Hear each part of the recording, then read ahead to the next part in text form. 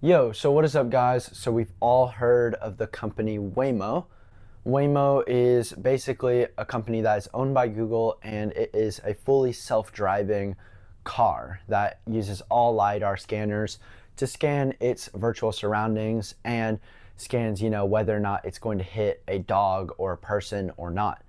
Now, from my standpoint, this is coming from me. I was just in San Francisco and I actually got to ride in a Waymo. And not only was the experience very smooth, I actually wasn't too terrified. And so here we go. Here is from my experience and not from anybody else's. So the car itself has about 4 to 5 LiDAR sensors, or at least noticeable sensors. These sensors are able to detect basically objects that are a mile to 2 miles away from the actual standpoint. What's neat about it is that it'll actually show you on the screen of what it's about to do, if it's about to turn left, if it's stopping, where the crosswalk is so people can actually walk. And that's pretty advanced. But the most advanced part was the fact that I have multiple versions of these cars in San Francisco. Most of them are Jaguars, and the nice part is that whenever I got in the car was very clean. It was very quiet. It actually let me control the music. It was a bummer that I couldn't like AirPlay my phone and play my own music, but I guess it was nice listening to Party for You. And not gonna lie, it kind of sounds like it's saying potty for you, but that's a different story for another time. The experience though was very smooth. Basically, it's just like Uber. You're going to download the app. You're going to connect with your Google account because again, Waymo is owned by Google. After connecting, the car will immediately start coming to you. It actually only took about 2 minutes for the car to make it to my location, which was very nice and super neat. Actually, one of the things that I would say is I thought it was a lot safer than some of the Uber drivers I had. So take that one from me. But anyway, get in the car. Well, before you get in the car, you got to unlock it. And so what it'll actually do is it'll prompt you to unlock it from your phone. And so what's nice about it is that you hit the unlock button, and because it's a Jaguar, the door handles will actually pop out, which I thought was pretty fancy and pretty smooth. It prefers for you not to sit in the driver's seat, but rather it prefers you to sit in the passenger seat or the back seats. I actually sat in the back seat just because I kind of wanted to, experience it as a passenger. It was also kind of, chauffeuring me around. They also claim to, whenever you get inside the vehicle will immediately start driving, or it will let you buckle up at least, and then it will start driving. And they claim that the experience is futuristic and that it is still, a work in progress. And I get that. It is still a work in progress, but it's impressive because it also says that you can sing as loud as you want because they aren't listening to you. Now that I somewhat agree with, somewhat believe, somewhat don't agree with, because everything is listening to us, our phones, our iPads, anything we got, it's listening to us. And so that is a little iffy on my part. There are 2 buttons on the front where you can talk to support, or you can talk to, you can talk to support, or you can say pull over. What if the experience isn't cutting it for you? Then yeah, pull over. But overall, the experience was super smooth. The drive was smooth. Now, I'll go into the drive a little bit deeper because, again, I was in downtown San Francisco. And so, there are a lot of hills down there, especially where I was around Chinatown. And so the fact that it could go down Lombard Street and stop on a hill, but just barely even touch the crosswalk so that people could walk by, that was insane, and that was crazy.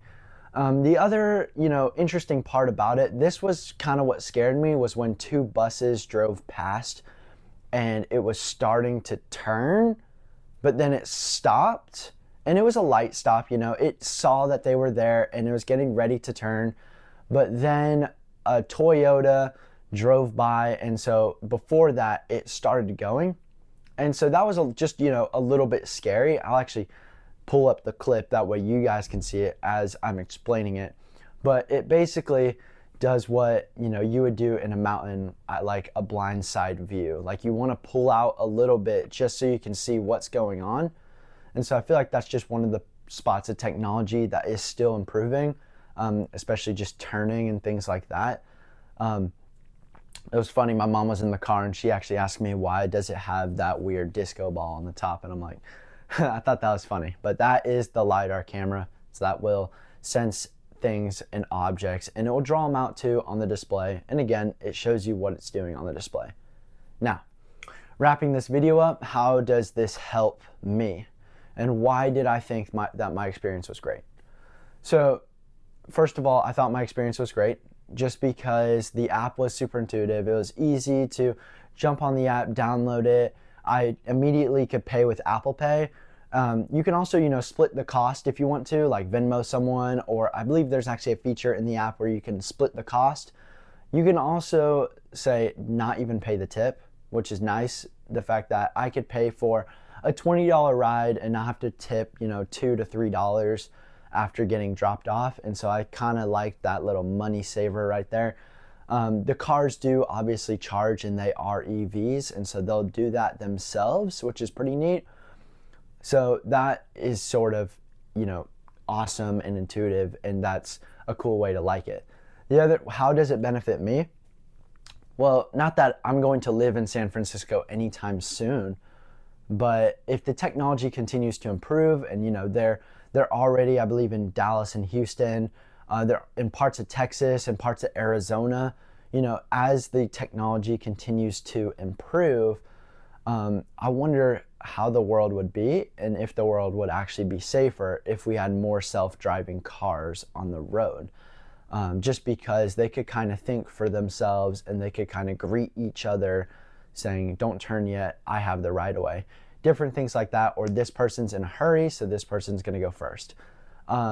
But it helps me just because I'm low vision, I'm visually impaired, so I can't drive. It's illegal for me to drive and do things like that. And so, you know, grabbing an Uber or grabbing a Waymo is very convenient just because it's at my disposal.